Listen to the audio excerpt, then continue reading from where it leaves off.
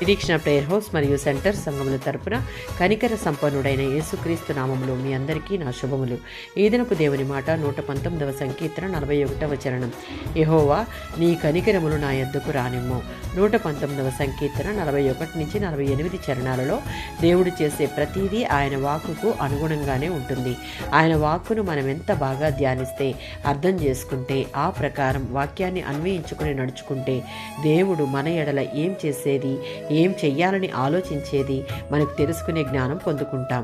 ఈ వచనంలో కీర్తనాకారునికి శ్రమ, పగ ఎదురైన సందర్భంలో అతడు దేవుని కృపా కనికరాల కోసం ఎదురు చూస్తూ దేవుడిచ్చే రక్షణను కోరుకుంటున్నాడు. దేవుని వాక్కు మీద మనసు కేంద్రీకరించిన వ్యక్తి ప్రతికూల పరిస్థితుల్లో సైతం నిబ్బరంగా ఉండగలుగుతాడు. మనం దేవుని వాక్యానికి విధేయత కలిగి జీవించే వారముగా ఉంటే మన హృదయాల్లో ఆనందం కలుగుతుంది. ఆయన ప్రేమను మన హృదయాల్లో నింపుతాడు. 41వ సంకీర్తన 1 నుంచి 3 చరణాలలో బలహీనుల పట్ల, నిస్సహాయుల పట్ల దేవునికి ప్రత్యేకమైన ఆసక్తి ఉంది. అవసరంలో ఉన్నవారికి సహాయం చేసేవారిని ఆయన ఆశీర్వదిస్తాడు.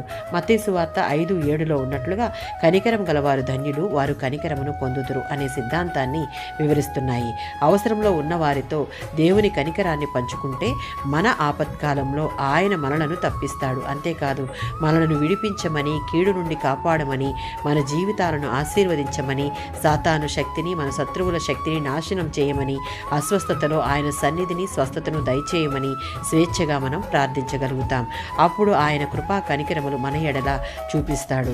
దేవుడు మనలను ప్రేమించిన రీతిగా మన పొరుగు వారిని ప్రేమించగలగాలి.